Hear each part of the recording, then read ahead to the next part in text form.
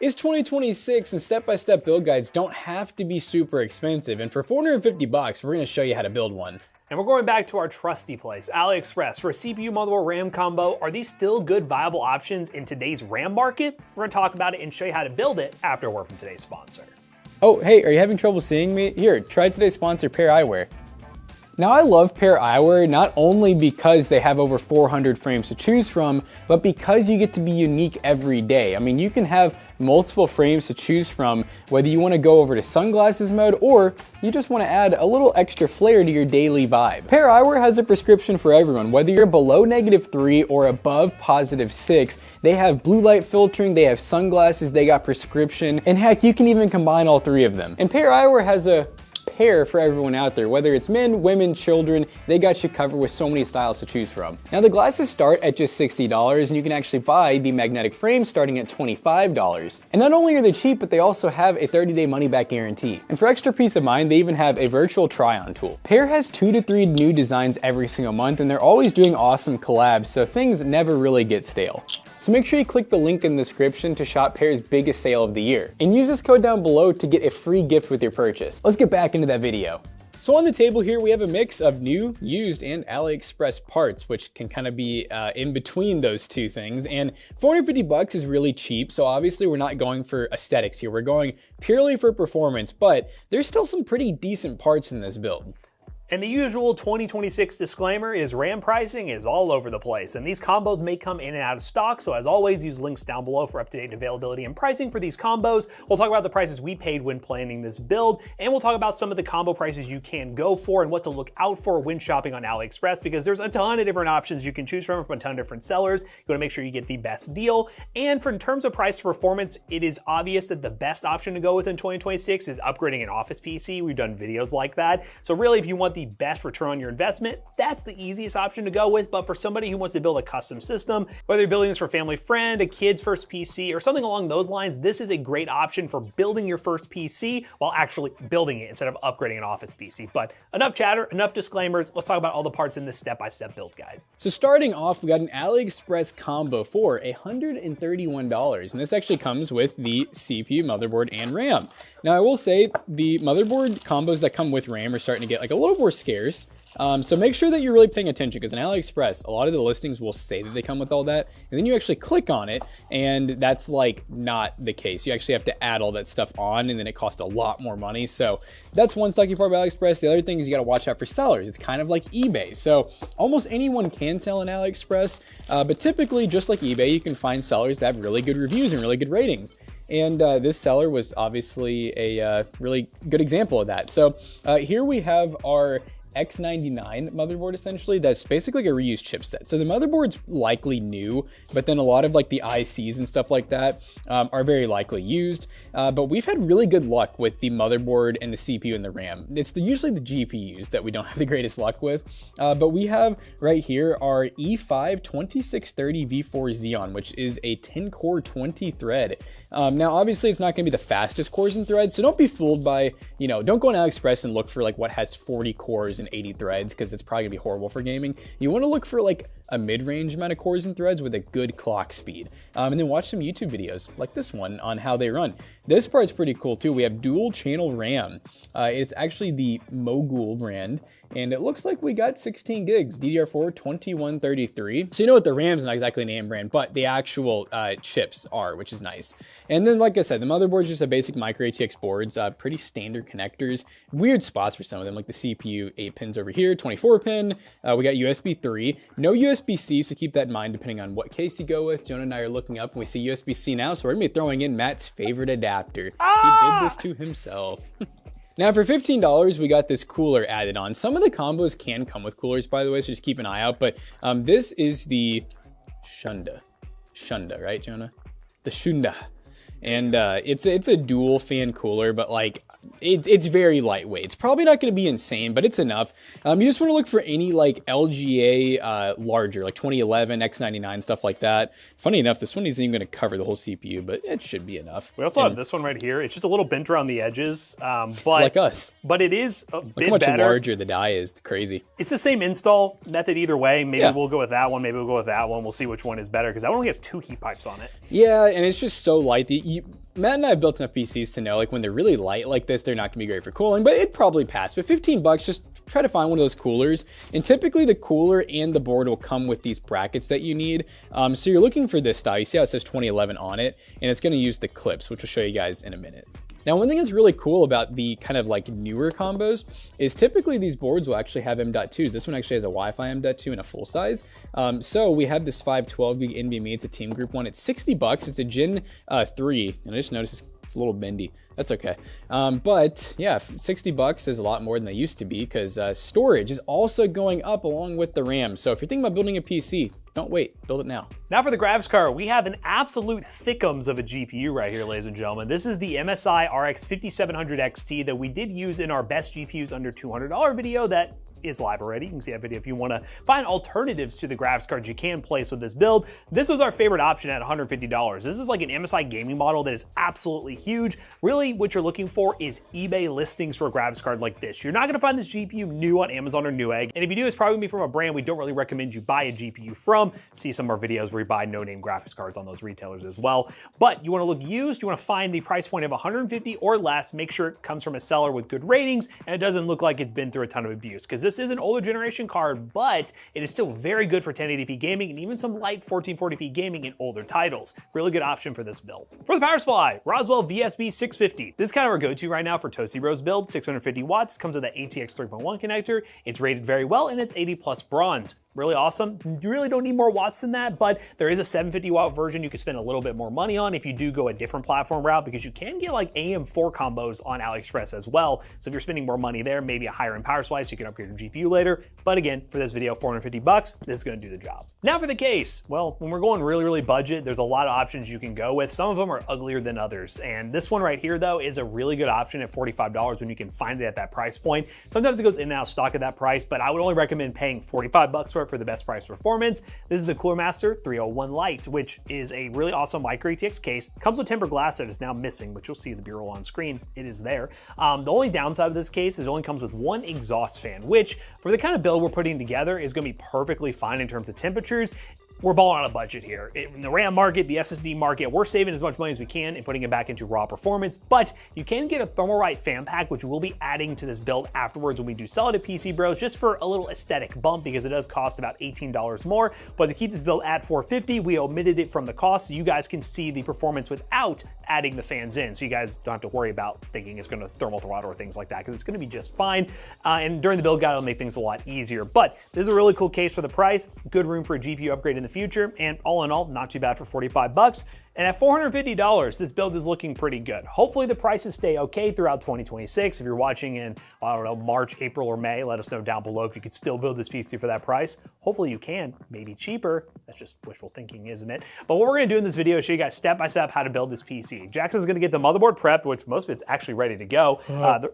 The guy back there that just made that noise is going to show you how to set up this motherboard with RAM, CPU, and the cooler installed, and the SSD. Very easy to do. Then I'm going to plop this very tiny board inside this case. Oh my God, this is really hurting the aesthetic bros out there, isn't it? We're going to plop it in the case, show you guys how to plug everything up, get the graphics cards installed, and boom, we'll be ready to play some games on it and show you guys what it can do for 450 bucks. Let's get to setting up that board.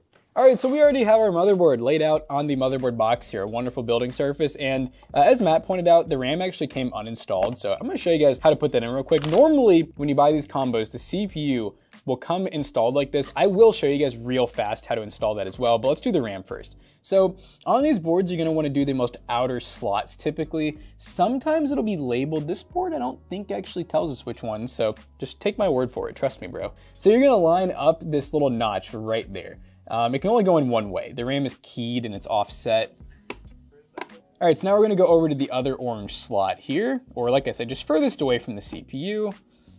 And we want equal pressure. Those should close on their own, and then we're good on the RAM. Now, LGA is a little more complicated.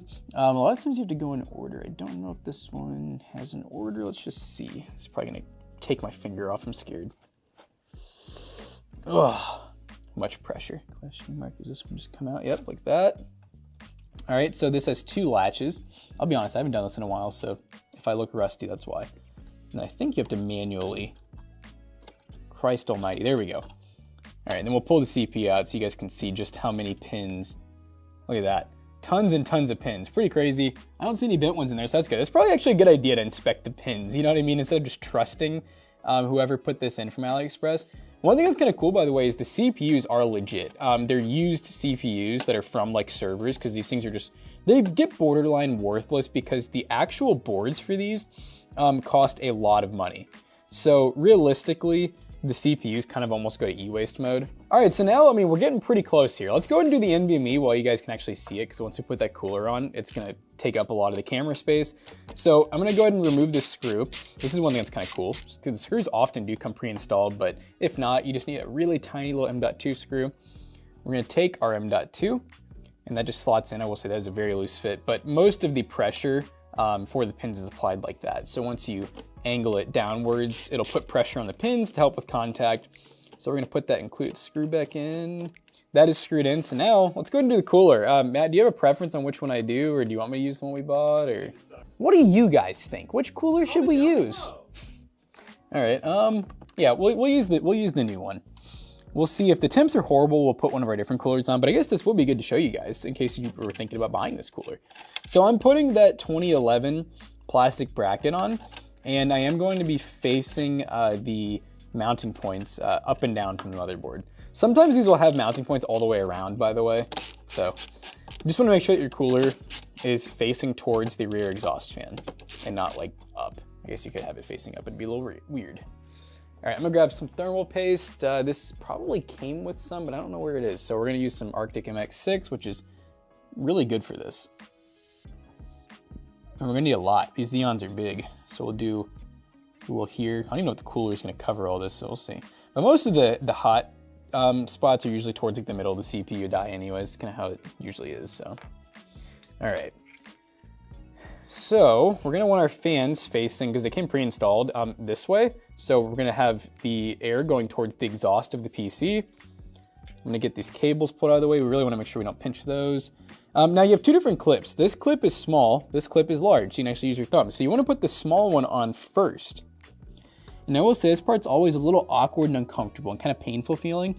But basically you just apply a lot of pressure, and then you can kind of center it out. And actually, you know what? That covers pretty much all of the CPU, like just perfectly. A little bit extra showing, but that's a really good amount of coverage. So I think this cooler is actually gonna do just fine. Now we're gonna take this funny looking connector here. We got Molex mixed with fan. So you can basically choose which one. And I guess we'll do that CPU fan 2. Where is one? It's in the bottom left. One's in the bottom left. Interesting. Well, we're gonna need some extra fan headers probably for this case. So we'll try to save that. And how do I want to do that? There is CPU fan 1, CPU fan 2, and nothing else in the whole board. Nice. So I think what I'm gonna do actually, and you guys could just, honestly, you can use the Molex connector. I don't think these will run that loud. Maybe I'm completely wrong. I'm gonna grab a fan splitter. You can buy these for about $2 a piece. They look like this.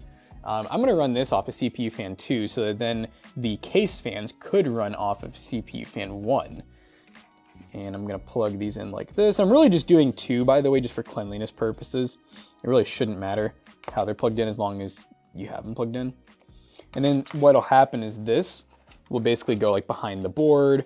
So it'll look fairly clean. But at this point, we got the board finished. So we're gonna have Matt come in and show you guys how to install the I/O shield, the power supply, and get the motherboard in. Okay guys, now that the board is ready to go, let's show you guys how to set up this case for motherboard install. First thing we're gonna do is get our power supply out, our VSB 650. This is a semi-modular power supply, meaning you have a bunch of cables already pre-wired up that will stay on here permanently, and then you can add some extra ones if you need them, and we will need to add some extra ones because this power supply comes with a ATX 3.1 connector, which our GPU does not use. We need a normal PCI connector, which from the pile of cables that I did pull from the power supply box, we're going to grab this one that says PCIe on it. Cool. We're gonna go ahead and plug in the non-daisy chain side, this side right here, into the PCI power slot right here.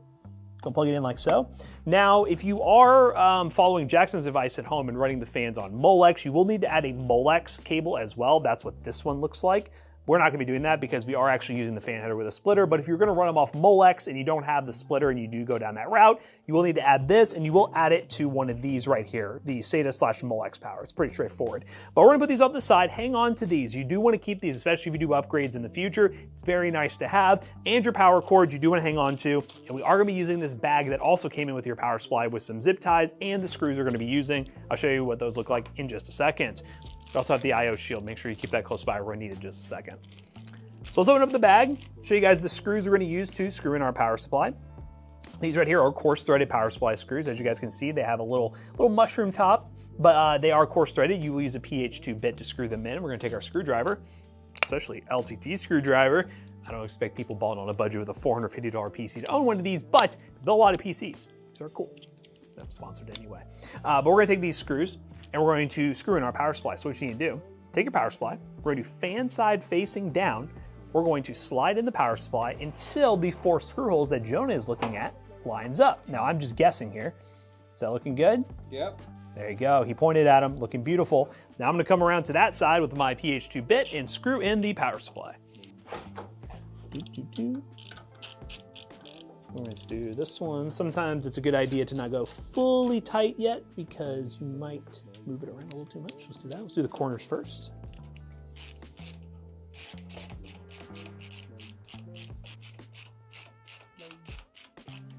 Would you look at that? Your power supply is installed and ready to go. Beautiful.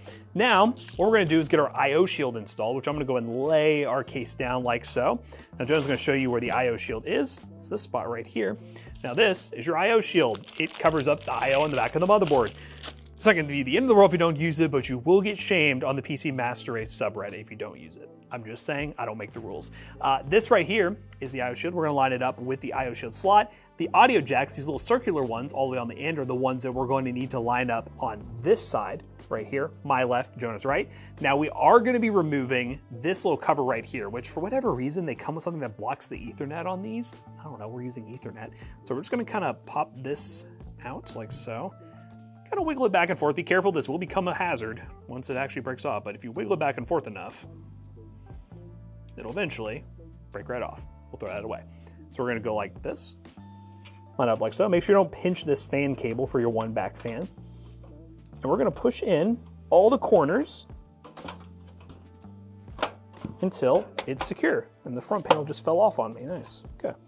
There we go, that looks pretty good. Sometimes it can be a little bit difficult, just be sure to push all the way around, and now it is nice and secure. Now for motherboard, we're gonna do a little bit of checking here. This is a smaller board. It's gonna look a little silly inside here. I'm gonna lower the table so Jonah can see it a little bit better. Not all micro ATX is the same. Sometimes micro ATX boards can be smaller, sometimes they can be big enough to fill out this entire case. But this one is probably closer to the mini ITX form factor, and when you're balling on a budget, kind of just is what it is. So we're gonna go ahead and line it up and see if we need to move any of these standoffs here. So this one right here can move up to fill in this screw hole. This is good, that looks good. There isn't one right there. There's one right there and one right there. Okay, so all we're gonna do is move this one up. But before we do that, I don't know if I took the screws out for the back of the case. I did not. Let's lift this back up. Inside here, inside your power supply basement, you have this little bundle right here. Normally I show you guys this step when we're installing the power supply, but it was so hidden in there, I didn't. We're gonna undo this, get access to our little bag of screws and a snack. Don't eat this. Let's open this up. We got a bunch of zip ties, which again, you can use for cable management when Jackson shows the cable management section. Then we're gonna open the screws and oh, look at this. Even the cheap case comes with this tool. That is exactly what we're gonna need, ladies and gentlemen. That little guy, hang on to it. Seriously, if you keep building PCs, you're gonna wanna hang on to that. Hang on to all the extra screws, by the way. It's always nice to have. We're gonna take this little tool right here. We're gonna sit on top of our PH2 bit. And this will allow us to easily remove this standoff and move it up one. That's all we have to do with this one. That's nice and easy. Go to the left, move it over, switch. Make sure it's nice and tight, but don't overdo it. There you go, beautiful. Now we're gonna take our motherboard once again. Make sure this fan cable, once again, it's tied up really nicely, so it shouldn't get in the way. Make sure it lines up like so. Now I think for us, what I'm going to do is I'm gonna run this behind the board so it can kind of sit like so it's not in the way or you see that ugly cable. Just a little extra cable management step you can do. Yeah, it looks a lot better. We'll do it that way.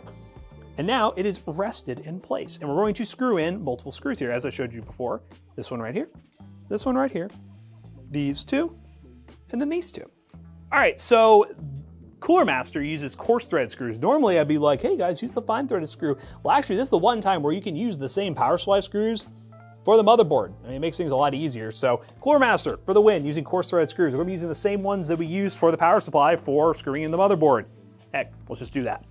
So let's go ahead and screw in first. We'll go down here first. One nice and tight. Just like that, screwed in.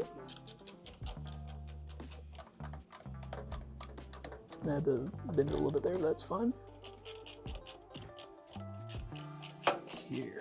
Board is screwed in. Now, one thing I can do, and we'll have to hide it a little bit, and it's probably gonna be our best bet because we only have one fan header on this board, is we might just see, can I just do one of these? So there is a little extra CPU fan right here, and since we're only using one, I'll have to clean that up a little bit better, but that's probably our best way to run that cable for that fan. Now that fan's plugged up. Adjust this a little bit. This thing's a little crooked, but hey, that fan's plugged in. Make sure you can do that. Or when we're doing the cable management option, I'll mention to you guys that you can run it off this one up here if you decide to go with Molex. But for this video, I would literally just plug this fan right into the CPU fan header. Call it a day. That fan's now working and we're good to go. She looks a little goofy, I'm not gonna lie, but this is price performance and this is the RAM market we're in right now. So we're gonna put everything else together, plug up the power cables, the CPU power and everything, and then you'll have a budget baller PC for $450 and we'll show you guys what it can do in gaming. All right, who's ready for the most funnest time ever? We're gonna run a lot of cables and then cable manage them. Starting with the 24 pin. This is the Big Daddy connector coming straight off the power supply. Main power for the board. Now we're gonna do a little sneaky tech. You know, instead of going through here, we prefer to run things behind the board. And look at that, beautiful 24 pin right here. You can't miss her, she's a big connector. Line her up. She's a big girl. Push her in, boom, just like that, you got 24 pins of power. All right, now I know that this board had a single 8-pin connector for the CPU. That's this guy right here. And typically not labeled, but you can just tell by how the connectors split into 4. So 4 and 4, so it's a 4 plus 4 technically. We're gonna run that. What do you think, through here or here? Probably up top, because it might droop a little bit going through the other way. Might droop. So we'll go right here, and again, this is untraditional. It is on the right side, but it makes it easier to show you guys. Normally you can never see this. Line it up, push it in like so. Plug it up. Boom, you're good to go. All right, so I know this graphics card is gonna need some PCIe power. We're not gonna put in the card yet, but I like to just go ahead and, you know, keep things in order, finish off the power supply. So I'm gonna go ahead and run that PCIe power through here, and then Matt will just kind of keep it up there for later use. Here it is, we're gonna pull it all the way through. Here, we'll show right there. We'll finish that off later. And then this connector is a 16 pin if you buy one of the newer NVIDIA GPUs. We're not gonna need it, so I'm just gonna go ahead and shove that into the basement. And boom, that's the nice part about having a semi-modular power supply. I don't have tons of extra cables. We literally just have these left now. And let's go ahead and do front panel. So the front panel is actually a single connector, which is kind of nice, kind of rare, honestly, to see on you know, like cheaper cases. But we're gonna run that right through here. Can it go behind the board potentially if I take a screw out? We could go behind the board. And also it's on the left side, which is weird. On the left side, because it's HD audio. Yeah, we're gonna do a little hidden tech here. We're gonna run this behind the board. We'll go through, or do we need to? I think it's doing it.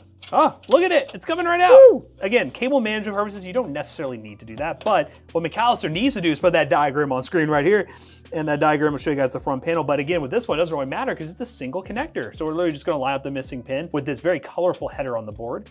That is the front panel. Push in, and boom, you're good to go. Diagram there just in case you go with a different case. All right, next up, we got HD audio, which looks like this. It's missing a pin closer to the middle. Kind of looks similar to that front panel connector. It also kind of looks like a USB 2 if your case has it. We'll also run that behind the board. Is that the opposite side? Yep. Okay. Actually, I take it back. It is on the same side it's supposed to be. All right, well. Well, it just slides right over. Yeah. I can just take it. Just slides over. And there it is, HD audio. You can see it right there in the far left corner. We're gonna line it up and push it in. When I just realized it's Matt's lucky day. The USB-C, I think, is actually going to be ran by this single USB 3 header. So this runs the USB 3 port and the USB-C, which I wish more you know, people would do because a lot of boards don't have it. Now that one might be hard to run behind the board. Oh, is that over? It's on the bottom, so you have to go through there. Okay, we'll get there. You can run it behind the board, but it's a little bit thick. So we prefer just to, you know, cut our losses here. We're gonna plug it up to this guy right here. Click. Damn. All right, and that's actually, I mean, shoot, cable management's gonna be easy in a minute here, but before we cable manage, we should always finish the build, maybe even test to make sure it works, you know, if you're building for the first time. So now Matt is going to install the graphics card, and then we're ready to cable manage.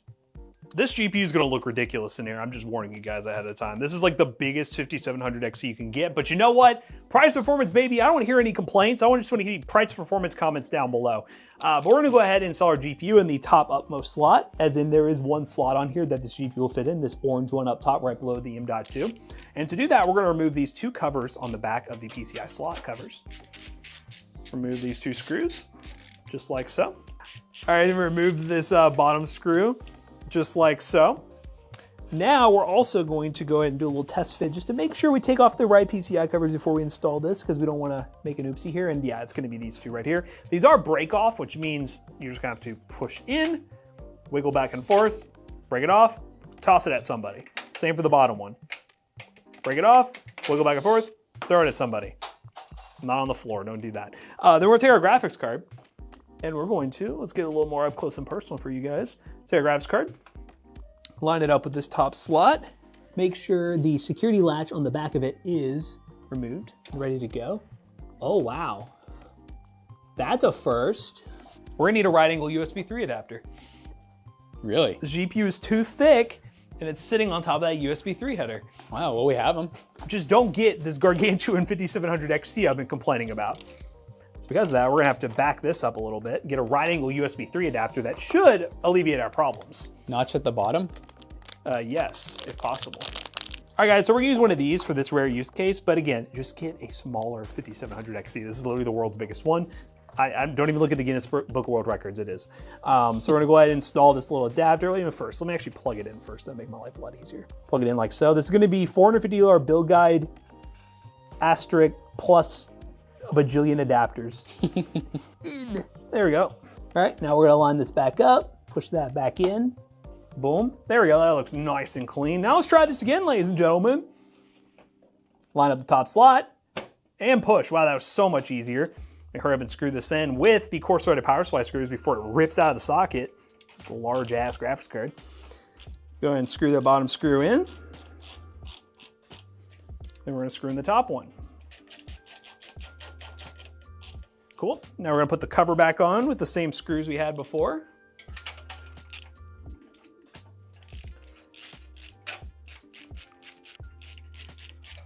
And then we're gonna take our PCI power. Perfect. Take some snips, and boom.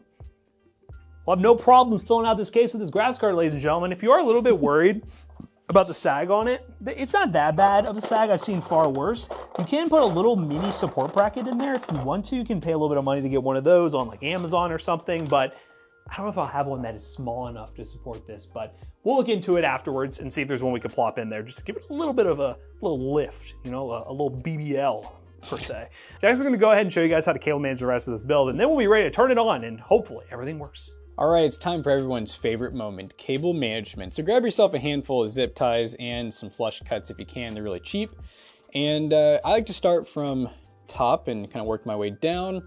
So we're just gonna kind of grab strands of cables and kind of bunch them together as we see fit. Like I said, this is a really easy cable management case because it's got a lot of room, and also with having a semi-modular power supply, we have way less cables and in turn, more room to work with.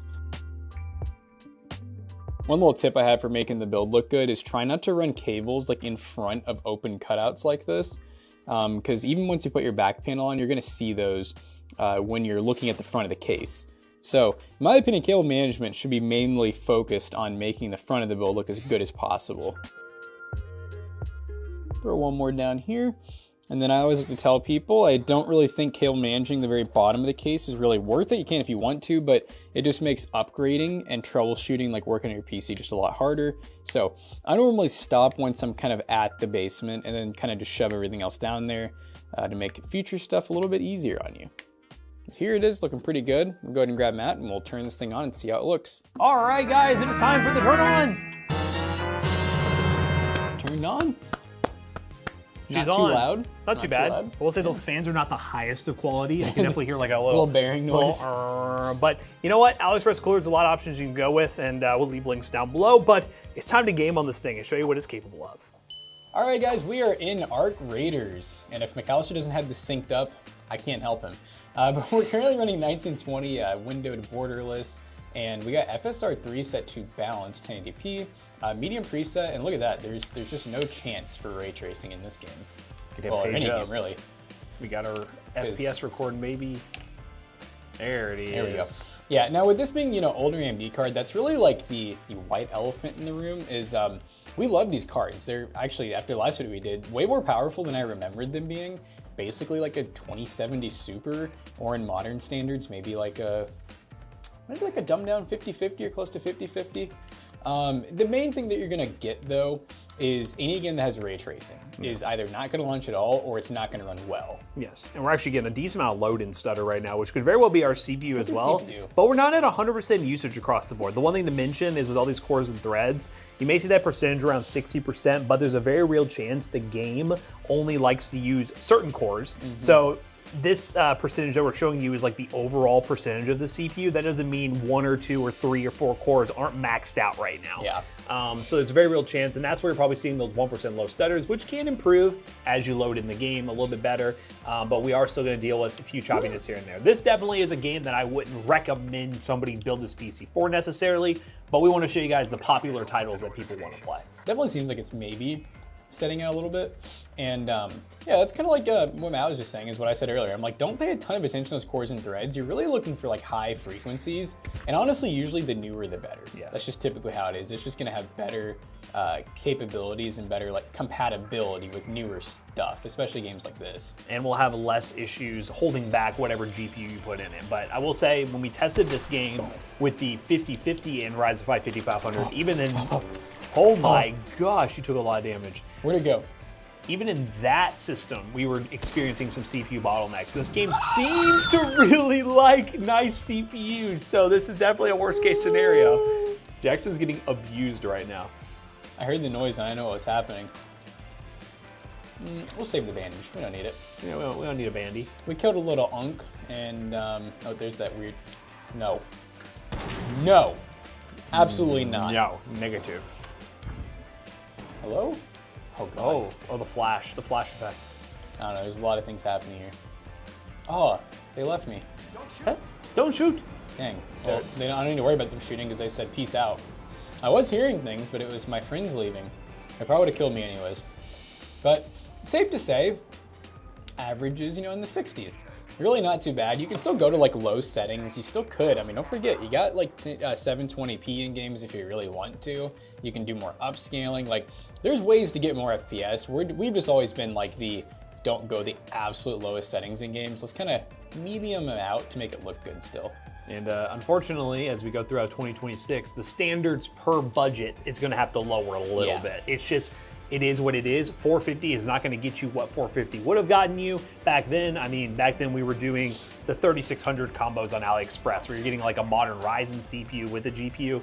We're now back to the AliExpress Xeon combos. Uh-oh. Friendly. Friendly unk. That guy seems friendly. Seems like oh my God, someone is lighting something up. They were lighting stuff up. Lighting stuff up. All right, so Arc Raiders, playable. Actually, not too bad. 60s. Let's go to the next game. All right, guys, we are now in Fortnite, and we're going to go to Sus Studios. Hell yeah, baby. Once I land, I will turn on our little FPS counter, but we're currently running the performance profile on medium view distance and low textures. So we're going pretty low here, pretty performance settings in Fortnite. And this is gonna be an interesting test of the CPU because as we said, there's other Xeons you can get and some boards for the Xeons we can actually boost a little more performance out of it. Ours is a measly 2.6 gigahertz, which is quite low in 2026 standards. But from our experience, even with that low clock speed, it still yields a pretty playable experience in Fortnite when you have a decent GPU. It's not gonna be super high refresh rate, but it normally holds a decent FPS. And we'll see if that remains the same while we start recording those FPS numbers. Yay. Oh goodness, there's nothing here. Oh, they're coming. They're actively coming for you. I see them. I don't know if I should be scared. I shouldn't be scared of that. I don't know what was going on there. feel like they changed like how you just got the kill, like the little kill animation. Yeah, and like how it looks. They changed like the sound effects and everything. It sounds pretty good. I mean, Fortnite, you know, you're making some improvements here. FPS, solid, 140 FPS, 61% lows, so not too bad. No major stutters or hiccups so far.